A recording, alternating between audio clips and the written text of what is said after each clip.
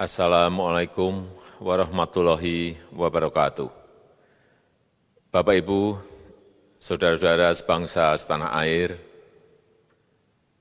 pagi tadi saya telah memimpin rapat terbatas secara virtual tentang Undang-Undang Cipta Kerja bersama jajaran pemerintah dan para gubernur. Dalam undang-undang tersebut terdapat 11 klaster yang secara umum bertujuan untuk melakukan reformasi struktural dan mempercepat transformasi ekonomi. Adapun klaster tersebut adalah urusan penyederhanaan perizinan, urusan persyaratan investasi, urusan ketenagakerjaan, urusan pengadaan lahan, urusan kemudahan berusaha, urusan dukungan riset dan inovasi, urusan administrasi pemerintahan, urusan pengenaan sanksi, urusan kemudahan pemberdayaan dan perlindungan UMKM, urusan investasi dan proyek pemerintah, serta urusan kawasan ekonomi. Dalam rapat terbatas tersebut, saya tegaskan mengapa kita membutuhkan Undang-Undang Cipta Kerja. Pertama, setiap tahun ada sekitar 2,9 juta penduduk usia kerja baru, anak muda yang masuk ke pasar kerja, sehingga kebutuhan atas lapangan kerja baru sangat-sangat mendesak. Apalagi di tengah pandemi, terdapat kurang lebih 6,9 juta pengangguran dan 3,5 juta pekerja terdampak pandemi COVID-19. Dan sebanyak 87% dari total penduduk bekerja memiliki tingkat pendidikan setingkat SMA ke bawah, di mana 39% berpendidikan sekolah dasar. Sehingga perlu mendorong penciptaan lapangan kerja baru, khususnya di sektor padat karya. Jadi, Undang-Undang Cipta Kerja bertujuan untuk menyediakan lapangan kerja sebanyak-banyaknya bagi para pencari kerja serta para pengangguran. Kedua, dengan Undang-Undang Cipta Kerja akan memudahkan masyarakat, khususnya usaha mikro kecil, untuk membuka usaha baru. Regulasi yang tumpang tindih dan prosedur yang rumit dipangkas. Perizinan usaha untuk usaha mikro kecil UMK tidak diperlukan lagi, hanya pendaftaran saja. Sangat simpel. Pembentukan PT atau perseroan terbatas juga dipermudah. Tidak ada lagi pembatasan modal minimum. Pembentukan koperasi juga dipermudah. Jumlahnya hanya 9 orang saja. Koperasi sudah bisa dibentuk. Kita harapkan akan semakin banyak koperasi-koperasi di tanah air.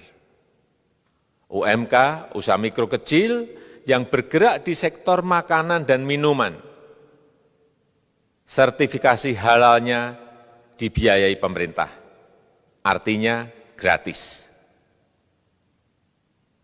Izin kapal nelayan penangkap ikan misalnya, hanya ke unit kerja Kementerian KKP saja. Kalau sebelumnya harus mengajukan ke Kementerian KKP, Kementerian Perhubungan, dan instansi-instansi yang lain.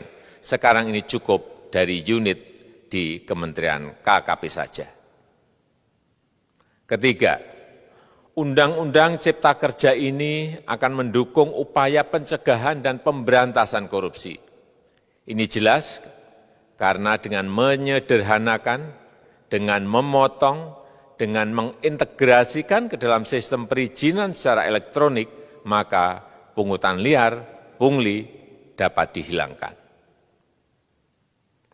Namun, saya melihat adanya unjuk rasa penolakan Undang-Undang Cipta Kerja yang pada dasarnya dilatar belakangi oleh disinformasi mengenai substansi dari undang-undang ini dan hoax di media sosial.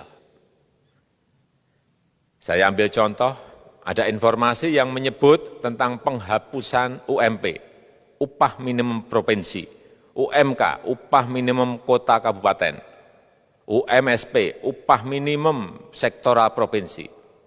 Hal ini tidak benar, karena faktanya upah minimum regional, UMR, tetap ada.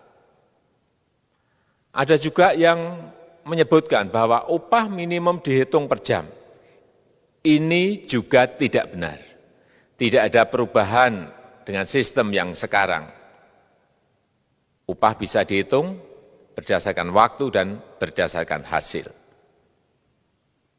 Kemudian adanya kabar yang menyebutkan bahwa semua cuti sakit, cuti kawinan, cuti khitanan, cuti baptis, cuti kematian, cuti melahirkan, dihapuskan. Dan tidak ada kompensasinya.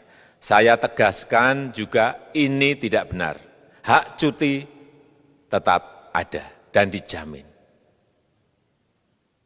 Kemudian apakah perusahaan bisa mem-PHK kapanpun secara sepihak? Ini juga tidak benar. Yang benar, perusahaan tidak bisa me-PHK secara sepihak. Kemudian juga pertanyaan mengenai benarkah jaminan sosial dan kesejahteraan lainnya hilang. Yang benar, jaminan sosial tetap ada. Yang juga sering diberitakan tidak benar adalah mengenai dihapusnya AMDAL, analisis mengenai dampak lingkungan. Itu juga tidak benar. AMDAL tetap ada. Bagi industri besar harus studi AMDAL yang ketat. Tetapi bagi UMKM lebih ditekankan pada pendampingan dan pengawasan. Ada juga berita mengenai Undang-Undang Cipta Kerja ini mendorong komersialisasi pendidikan. Ini juga tidak benar. Karena yang diatur hanyalah pendidikan formal di kawasan ekonomi khusus, di KEK. Sedangkan perizinan pendidikan tidak diatur di dalam Undang-Undang Cipta Kerja ini. Apalagi perizinan untuk pendidikan di pondok pesantren. Itu tidak diatur sama sekali dalam Undang-Undang Cipta Kerja ini.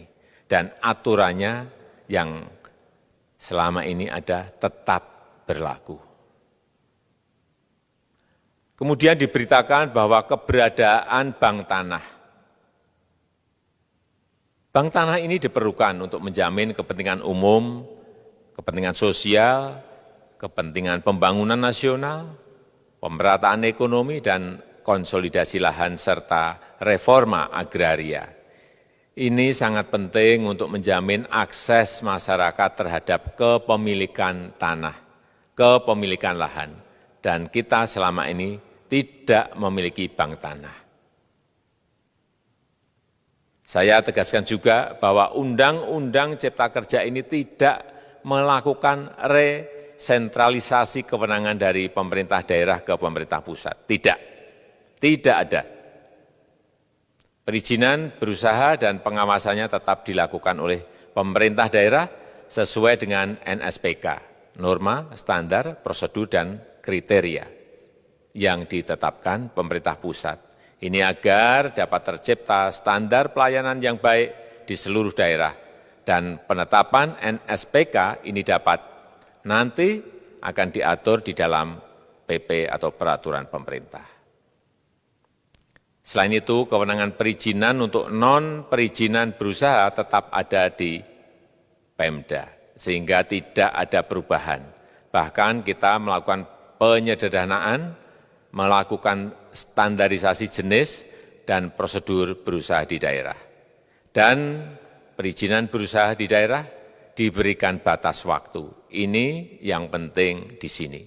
Jadi ada service level of agreement. Permohonan perizinan dianggap disetujui bila batas waktu telah terlewati.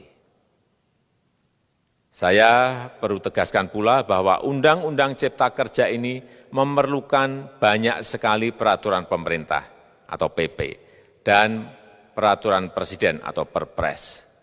Jadi setelah ini akan muncul PP dan Perpres yang akan kita selesaikan paling lambat 3 bulan setelah diundangkan.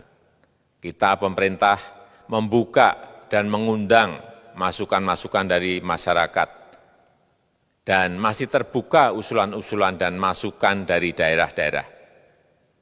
Pemerintah berkeyakinan melalui Undang-Undang Cipta Kerja ini jutaan pekerja dapat memperbaiki kehidupannya dan juga penghidupan bagi keluarga mereka. Dan kalau masih ada, jika masih ada ketidakpuasan terhadap Undang-Undang Cipta Kerja ini, silahkan mengajukan uji materi atau judicial review melalui MK, Mahkamah Konstitusi. Sistem ketatanegaraan kita memang mengatakan seperti itu. Jadi, kalau masih ada yang tidak puas dan menolak, silahkan diajukan uji materi ke MK. Saya rasa itu yang bisa saya sampaikan pada kesempatan yang baik ini. Terima kasih. Wassalamualaikum warahmatullahi wabarakatuh.